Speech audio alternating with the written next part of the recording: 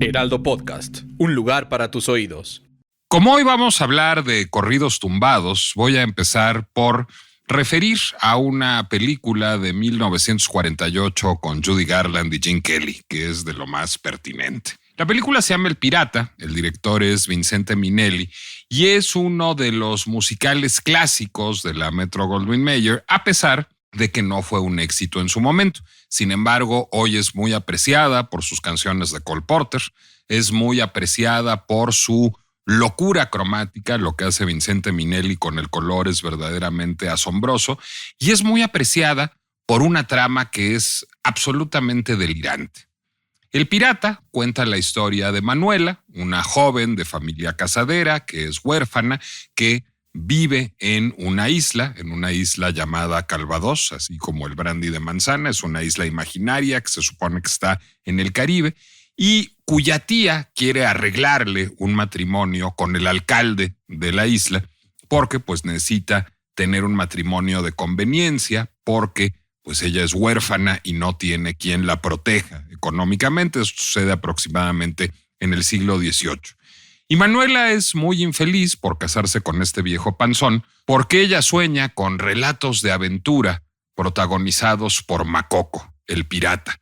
Hay una gran cantidad de libros que cuentan las aventuras de Macoco, las aventuras del pirata, y ella se evade y se abandona en soñaciones con las glamorosas historias de este hombre que se dedica a saquear, a pillar, a vivir grandes aventuras, a robarles a los ricos para darles a los pobres y a ser un héroe en la enfebrecida imaginación de Manuela.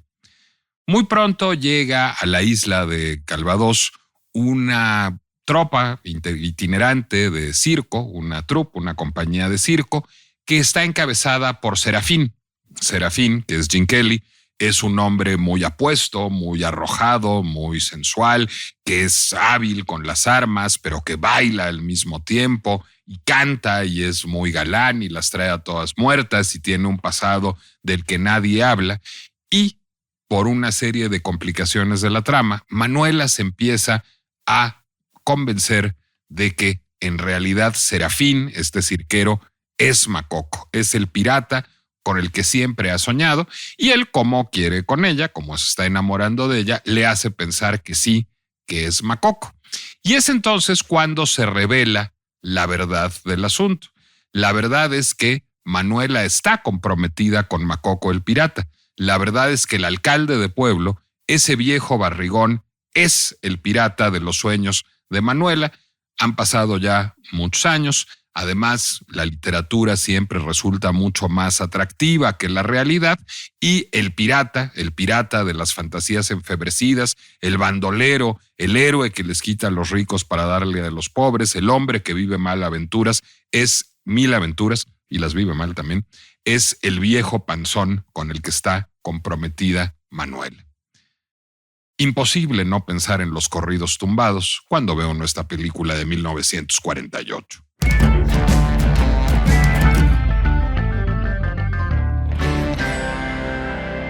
Soy Nicolás Alvarado, me da mucho gusto darles la bienvenida a La Pinche Complejidad, el podcast de Heraldo Media Group, el podcast de El Heraldo Podcast, que busca complejizar los problemas de por sí existentes y de por sí problemáticos, encontrarles nuevas aristas y plantear nuevas preguntas a partir de ellos.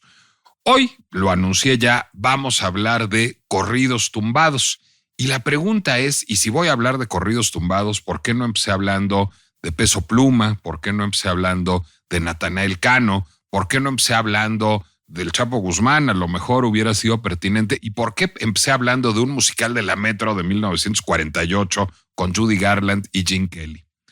Porque finalmente la narrativa de los corridos tumbados tiene todo que ver con un mito como el de El Pirata, esta película con Judy Garland y Gene Kelly, que abreva exactamente del mismo origen narrativo, del mismo origen mitológico, que es la idea del bandido social. Si ustedes se han puesto a escuchar corridos tumbados, no específicamente Ella baila sola, pero si ustedes se han puesto a escuchar canciones como Pacas de billetes de Natanael Cano o PRC de Natanael Cano con Peso Pluma, o AMG, otra vez Natanael Cano y Peso Pluma, o CH y la Pizza de Fuerza Regida y Natanael Cano. Bueno, lo que empezarán a ver es cómo se dibuja la figura del bandolero, cómo se dibuja la figura pues de alguien que se dedica básicamente al narcotráfico. Todas estas canciones, salvo Ella Baila Sola, son historias de gente que está dedicada cuando menos al narcomenudeo y que deriva pingües ganancias de esto y que tiene un estilo de vida pues que resulta muy romántico, que resulta muy próspero, en donde hay muchas mujeres, en donde hay muchos objetos de lujo, en donde hay pues un rol social, digamos, de poder jugado en el antro, jugado en la calle, jugado en el acceso a ciertos coches, a ciertas prendas, que resulta pues eminentemente romantizable. Bueno, pues digamos que el germen de ese personaje es el mismo germen del personaje de Makoko, al que encarna Gene Kelly en El Pirata de Vincente Minnelli, y es un tipo social, una persona social, persona en el término, en el sentido griego de la palabra, es decir, una máscara, una manera de ser que se remonta a la Europa medieval y que es conocida como el bandido social. A ver, ejemplo muy a mano de bandido social, Robin Hood es un ejemplo muy a mano de bandido social. Bueno, el bandido social es un constructo cultural que ha sido teorizado. Si les interesa el tema, hay un historiador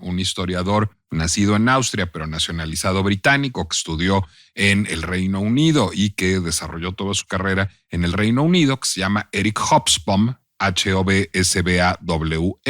Eric Hobsbawm, que tiene 2 libros al respecto. Un libro que se llama Rebeldes Primitivos y un libro que se llama Bandidos, y en ellos 2 él hace la teoría del bandido social. El bandido social es un personaje que surge de un entorno económico desfavorecido, es un personaje que debe enfrentar el desprecio, la discriminación y a menudo incluso la represión y la injusticia del Estado, y que se dedica a una vida al margen de la ley, que se dedica a una vida de bandido, de forajido, a fin no solo de hacerse de los satisfactores materiales que necesita para ser exitoso, sino también para hacerse de dignidad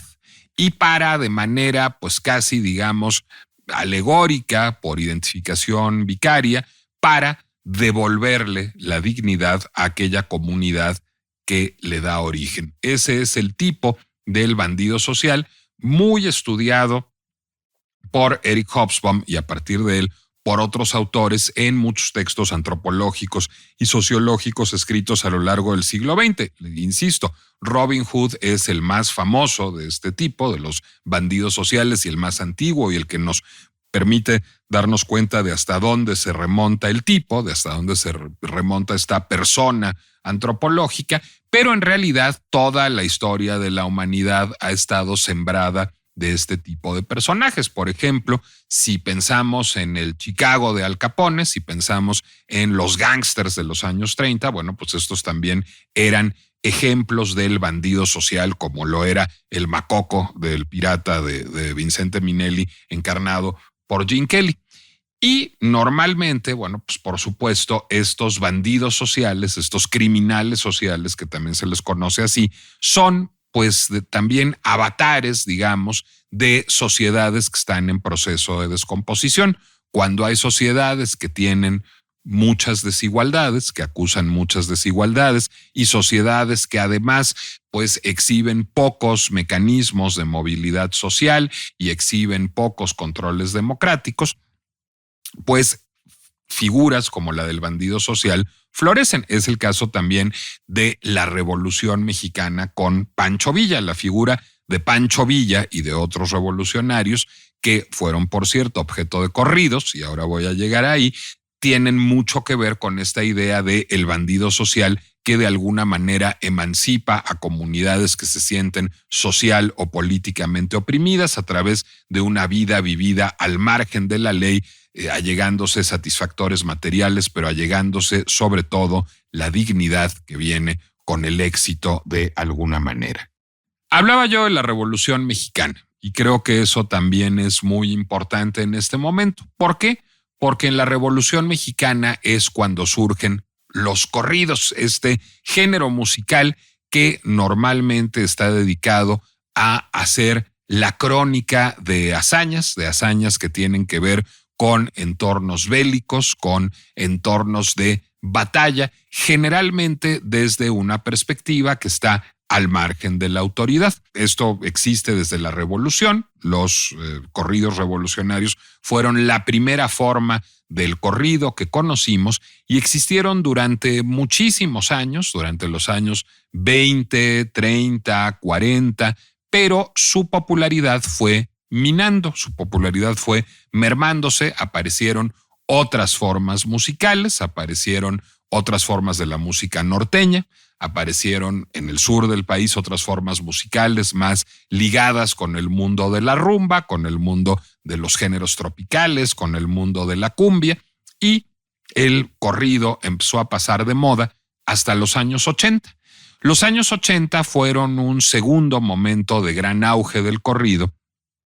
con la aparición de bandas como los Tigres del Norte o como los Tucanes de Tijuana. En los años 80, los Tigres del Norte o los Tucanes de Tijuana retoman la tradición del corrido y desde muy temprano en este revival del corrido tenemos una canción como Contrabando y Traición de los Tigres del Norte que acusa ya la presencia del narcotráfico. Recordemos que es a finales de los años 70 cuando el tráfico de estupefacientes se vuelve pues una actividad importante en términos económicos y preocupante en términos políticos y sociales en nuestro país, y es a partir de este fenómeno que surge una canción como Contrabando y Traición de los Tigres del Norte, que narra la historia de una mujer, de un narcotraficante, de un amante, de un narcomenudista, si así se quiere, que después de ser traicionada por él, lo mata y se queda con las drogas y se queda con el botín y se vuelve ella misma, digamos, una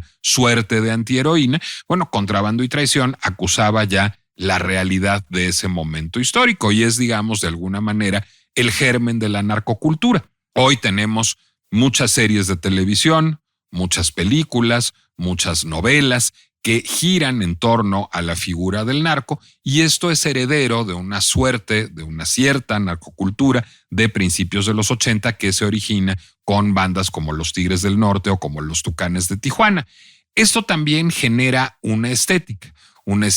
en donde son importantes las botas vaqueras, en donde son importantes los jeans con muchos estoperoles, en donde son importantes las camisas de seda, Versace o imitación de Versace, los sombreros tejanos, y es una estética que empieza a florecer a ambos lados de la frontera y que está muy insertada en este fenómeno de los bandidos sociales que estudia Eric Hobsbawm y que busca de alguna manera pues desafiar a la autoridad establecida, acusar las desigualdades, empoderarse a partir de esta vida vivida al margen de la ley, y se ve reflejada en estos corridos. Estos corridos además son herederos o tienen vasos comunicantes con otras tradiciones en el mundo. Por ejemplo, las baladas folclóricas, las baladas folk en Estados Unidos desde el siglo XVIII, XIX, incluso en el XX, pues ponían en valor estas aventuras de forajidos y bandoleros,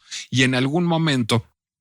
Woody Guthrie, uno de los grandes cantantes de country que exploró el género también en Estados Unidos, pues señalaba que curiosamente se escriben canciones, se escriben baladas sobre forajidos, sobre personas que viven al margen de la ley, pero no se escriben baladas sobre políticos o sobre administradores públicos. Nadie le está escribiendo una balada al alcalde, por bueno que sea. Y creo que esto también acusa en gran medida el glamour de esta figura del bandido social retratada en los corridos y después en los narcocorridos. Cuando hay, digamos, una impresión de estar del lado equivocado de la fortuna, cuando hay una impresión de no haber sido de los privilegiados, estas figuras antiheroicas resultan muy emancipadoras. Estas figuras antiheroicas prometen, digamos, una posibilidad social que el sistema no parece permitir. Las figuras antiheroicas pues, florecen sin duda en entornos de enorme desigualdad social y de poca movilidad social, porque justamente su función pues es vender este sueño, este ideal de movilidad social a las capas de las que emergen y de las que resulta difícil imaginar salir.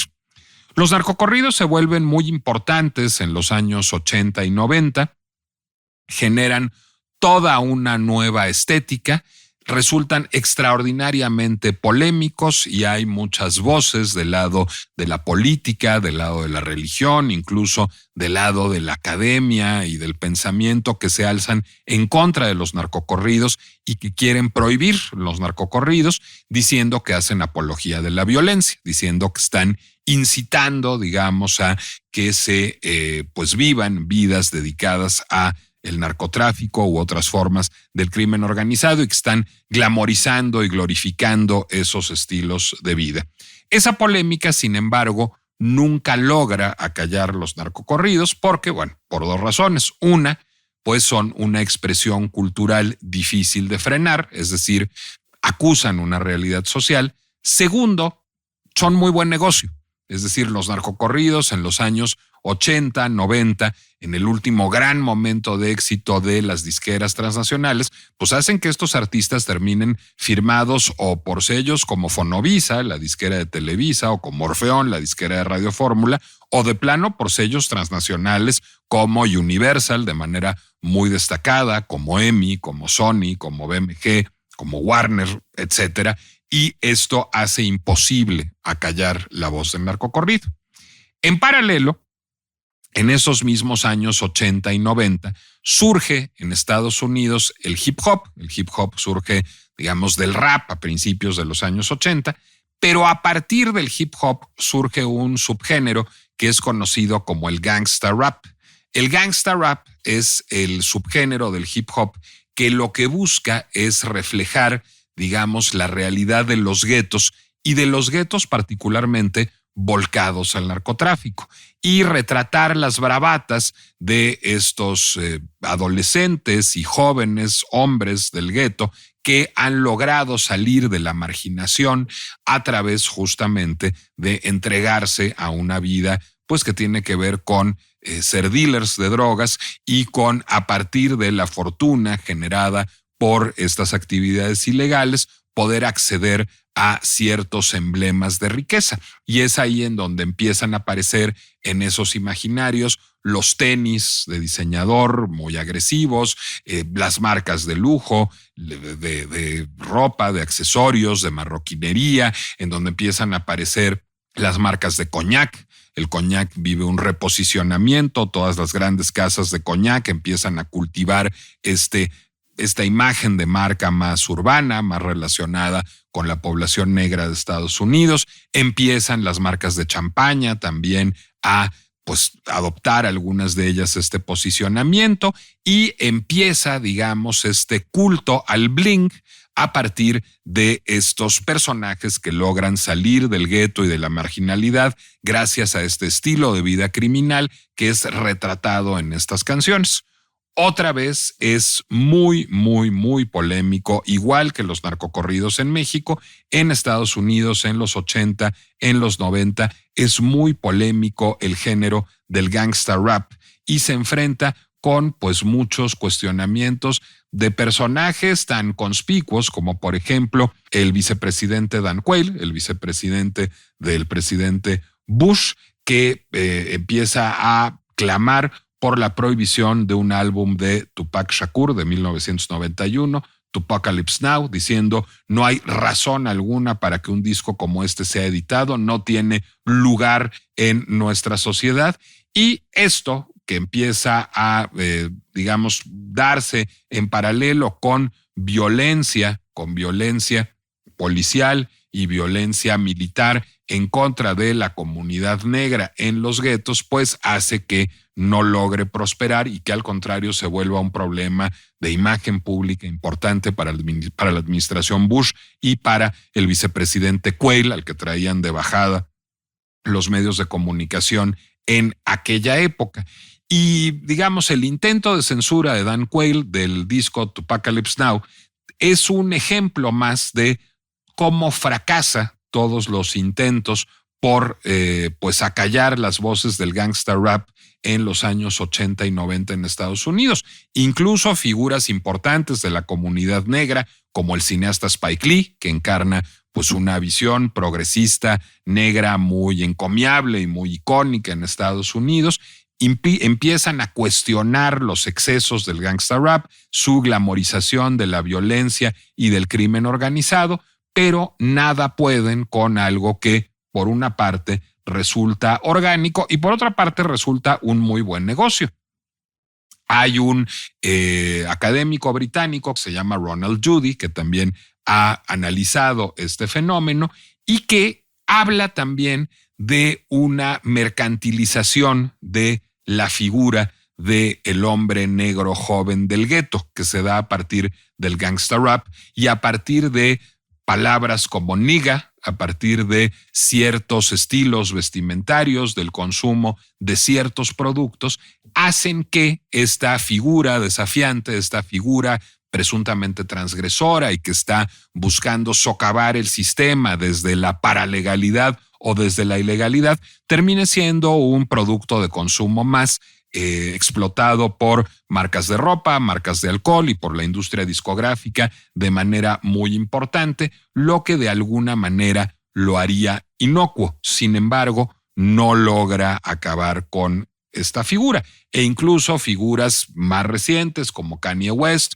o como Jay-Z son, pues, digamos, herederas de las figuras del primer gran momento del gangsta rap como Tupac o como Ice Cube. Y todo esto se está dando en paralelo al fenómeno de los narcocorridos en México. Y son dos fenómenos, pues diría yo, muy aislados en los años 80 y 90. Son dos fenómenos que no parecerían tener muchísimo que ver entre sí,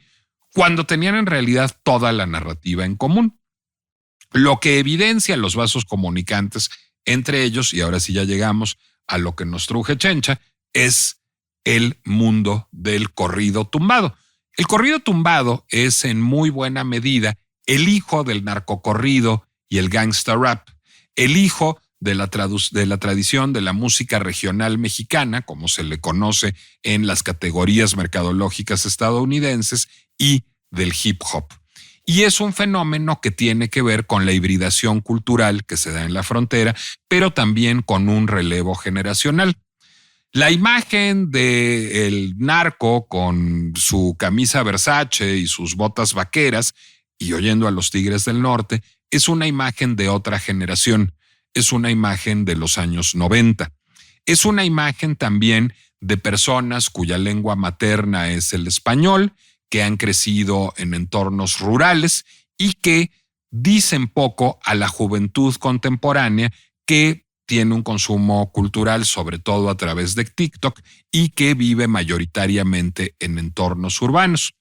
El corrido tumbado se conoce también como trap corrido. De hecho, en Estados Unidos, ese es el nombre que se le da habitualmente. El trap es un subgénero del hip hop, un subgénero contemporáneo, que lo que busca es retratar el mundo de las trap houses. Las trap houses son las casas en donde se instala el narcomenudeo y que pues, resultan en efecto trampas para sus usuarios y por eso se les conoce como trap. Y a partir de este mundo del gueto, de este mundo muy oscuro, del narcomenudeo, de las zonas urbanas desfavorecidas, es que surge este género que se llama trap. Bueno, el corrido tumbado es un hijo del trap y del narcocorrido. Es decir, finalmente los padres de las grandes estrellas del corrido tumbado hoy, los padres de, y lo digo generacionalmente, no de manera específica, pero la generación previa a figuras como Peso Pluma o figuras como Natanael Cano, eran una generación que estaban escuchando narcocorridos de este lado de la frontera, pero esa misma generación estaba escuchando hip hop y particularmente gangsta rap del otro lado de la frontera. Justamente surge una generación de hijos de mexicanos de entornos rurales que emigran a zonas urbanas estadounidenses. Los Ángeles es un epicentro muy importante. Surgen también mexicanos nacidos en México, pero que han pasado a vivir a ciudades del norte del país, a ciudades como Culiacán, a ciudades como Durango, como Torreón, o incluso que viven en ciudades como Guadalajara o en la zona circundante, en la zona de los Altos de Jalisco, que ya hablan inglés, que están en contacto con la cultura estadounidense y que a través de TikTok tienen acceso a géneros musicales que son ajenos a lo mexicano, como el reggaetón o como el hip hop. Bueno, el corrido tumbado es el resultado de esa hibridación cultural. Es el resultado de un sonido que toma muchos elementos, no solo del narcocorrido y del corrido, sino de distintos géneros de la música regional mexicana, la guitarra con su requinto, el bajo quinto, ciertos metales como la tuba, por ejemplo, que los hermana con los beats del hip hop, con los beats sobre los cuales se rapea en géneros como el trap o como el gangster rap, y que a partir de eso genera un nuevo sonido. Pero no solo genera un nuevo sonido, sino genera un nuevo imaginario. ¿Por qué? Bueno, primero que nada porque estas letras son en español y en su mayoría, en un primer momento, en los 3 o 4 años que tiene de existencia el corrido tumbado, hablan de la vida del narco. Hablan de la vida de quien se dedica a trabajar en el crimen organizado, se dedica a vender drogas y deriva grandes ganancias de ello, y empiezan estos corridos tumbados a hacer name checking de marcas de moda, de marcas de alcohol, pero también empiezan a, pues digamos, dibujar a quienes los cantan como estos seres invulnerables, dignos, exitosos, que han logrado dejar atrás la pobreza, que han logrado dejar atrás la inequidad y que ahora son muy poderosos y tienen un estilo de vida lujoso y que todo mundo envidia. Es decir, en gran medida, las letras o parte de las letras de el gangsta rap. Realmente lo que es muy curioso del corrido tumbado es que musicalmente se parece mucho al narcocorrido y al corrido, es decir, simplemente con la adición de un beat, pero en términos de las letras se parece mucho más a el mundo del gangsta rap, en donde lo que se hace es presumir de alguna manera aquellos avances sociales que se han conquistado gracias a esta vida vivida al margen de la ley, y esto resulta, pues digamos, particularmente fascinante porque hay una yuxtaposición, hay una tensión de dos universos que nunca imaginaríamos coincidiendo y que de pronto coinciden. Y luego resulta muy impresionante también ver la forma en que se visten estos intérpretes de corrido tumbado. No llevan las botas vaqueras y los sombreros vaqueros y las camisas de seda, sino están vestidos como hip hoppers, están vestidos a la usanza estadounidense joven contemporánea. Y luego lo más asombroso es ver cómo se posicionan en el mercado los corridos tumbados. Realmente de donde surgen es de TikTok. TikTok es esta red social dirigida a un público extraordinariamente joven, la que permite que los corridos tumbados empiecen a, pues digamos, circular y a conquistar espacios que parecían imposibles en otro momento para música de origen mexicano.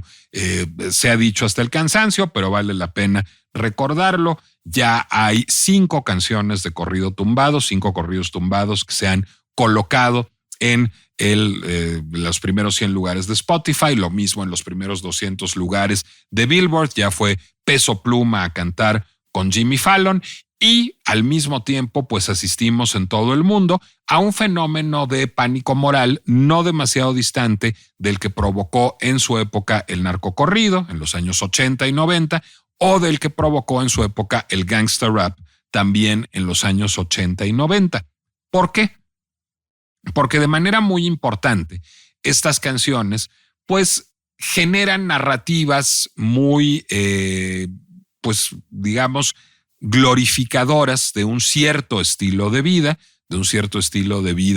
ostentoso, volcado al bling, a ciertas marcas, a ciertos destilados, a cierta relación con las mujeres, que, pues, digamos, tienen todas las marcas, todas las señales de el mundo del narcotráfico, de la estética del narcotráfico, y, digamos, la asocian con una dignificación y con un empoderamiento de estos hombres jóvenes que logran dejar atrás la pobreza y la desigualdad gracias a su actividad ilícita. Y esto preocupa a muchas personas, a muchos comentadores culturales, a figuras de la política, de los medios de comunicación, porque sienten que de alguna manera lo que está haciendo el corrido tumbado es animar a los jóvenes a vivir una vida de criminalidad. Y ahí me parecería importante citar una canción que fue importante en el momento del gran auge del gangsta rap y que creo que ilustra muy bien lo que podemos responder a este fenómeno. Es una canción de Ice Cube que se llamaba Gangsta Rap Made Me Do It. El gangsta rap me obligó a hacerlo. Y esta canción de Ice Cube es una sátira, digamos, de la tendencia de los medios de comunicación a culpar a la música de los males sociales, lo mismo que a Marilyn Manson, por ejemplo, se le ha culpado de haber provocado muchos tiroteos en escuelas en Estados Unidos, porque se supone que los chavos que perpetraron los tiroteos estaban escuchando a Marilyn Manson. Bueno, en este mismo sentido, se acusa al gangsta rap de provocar, digamos, la violencia y la criminalidad entre la juventud. Y en aquella época Ice Cube saca esta canción que se llama Gangsta Rap Made Me Do It, que lo que hace es ridiculizar esa idea y, pues, digamos, exhibir de manera importante que son más bien los entornos de violencia, de desigualdad, de algo que está cercano a un estado fallido, lo que provoca la criminalidad y no la música. Hay razón en ello, pero también es cierto que esa música retrata un descontento, que esa música es eminentemente sintomática. Difícilmente imaginaríamos algo parecido al narcocorrido o al corrido tumbado o al gangsta rap, pues surgir de una sociedad como la sueca o surgir de una sociedad como la de Corea del Sur. Es decir, pues si escuchamos el K-pop, los temas del K-pop no son esos, porque la realidad de Corea del Sur no es esa, porque es una sociedad en donde la movilidad social, los contrapesos democráticos y la distribución de la riqueza funcionan de mucha mejor manera que en una sociedad como la nuestra. Lo que resulta muy preocupante del corrido tumbado no es aquello de lo que presuntamente convencería a los jóvenes, a ningún joven lo va a convencer una canción de hacer nada, sino aquello que acusa. Lo que acusa es una sociedad que no es capaz de generar las suficientes oportunidades para los jóvenes, que difícilmente los llevará a la movilidad social y a la riqueza, y que a partir de eso, bueno, pues encuentran ellos en la alternativa no solo ilegal, sino diría yo sociopática, la posibilidad de hacerse de agencia, es decir, de hacerse de poder, de hacerse de dinero. Lo que es muy preocupante de los corridos tumbados no es cómo funcionan en términos de influencia, sino lo que dicen de la sociedad en términos de síntoma. Y creo además, si extrapolamos un poquito más allá, que encontramos en los corridos tumbados una clave para entender el momento político que vive nuestro país. Es decir, sigue preguntándose mucha gente por qué, si la gestión del presidente López Obrador acusa pocos éxitos, sigue resultando tan popular. En alguna medida el presidente López Obrador, permíteseme este atrevimiento de imaginación sociológica, pues encarna un discurso muy parecido al del corrido tumbado. Alguien que quiere vivir al margen de las instituciones, al margen del sistema, que lo cuestiona todo el tiempo y al cual cuestionar el sistema y no preocuparse por la ley lo ha hecho, pues digamos, tener agencia, tener poder, tener recursos y poder de alguna manera vicaria compartirlos a la comunidad presuntamente marginada que le habría dado origen. Si pensamos, el relato, digamos, la narrativa del presidente López Obrador y de lo que él llama la cuarta transformación en general, no estarían demasiado lejos de la narrativa del corrido tumbado, guardadas las debidas proporciones y distancias, y esto debería de alertarnos como síntoma de lo que está viviendo nuestro país. Estamos viviendo en un país en donde la desigualdad, los mecanismos democráticos y la posibilidad de movilidad social son tan fallidos que el recurso a un discurso antisistema y paralegal resulta muy empoderador y muy generador de agencia para quien siente que de otra manera no podrá alcanzar el éxito. Eso es un buen tema de reflexión. Ahora, creo que también hay que ver un efecto tranquilizador y voy a hacer una recomendación al tiempo que acuso la fuente. Ha habido ya antes de un podcast muy bueno sobre corridos tumbados que les recomiendo mucho dentro de la serie Al habla con Barkentin de mi querida y admirada Gabriela Barkentin, que además fue mi maestra, y en ella, en ese podcast, ella invita a Jorge Ramírez, un sociólogo de la Universidad de Guadalajara, a hablar del fenómeno de los corridos tumbados. Y una de las cosas que habla Jorge con Gaby en ese podcast es que entre más éxito tengan los corridos tumbados, menos peligrosos van a ser. Y él pone como ejemplo la canción Ella baila sola. Ella baila sola es un corrido tumbado porque escuchamos a el tipo de música, digamos, que nos remite al corrido tumbado, esta mezcla de cuerdas, metales y un beat cercano al del hip hop. Escuchamos la voz de un artista que es uno de los artistas emblemáticos del corrido tumbado, que es Peso Pluma,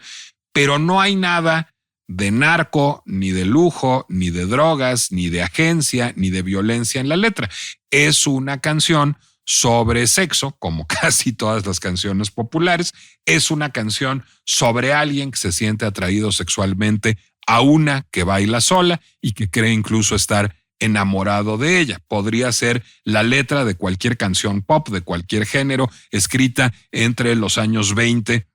y nuestros días. Podría ser una canción de los Beatles o de Gershwin o de Madonna o de Timbiriche en términos de su letra. Y esto habla de cómo está mutando el corrido tumbado. ¿Y por qué está mutando el corrido tumbado? Justamente porque está convertido en un objeto de consumo. Porque el ver el éxito de las canciones de corrido tumbado en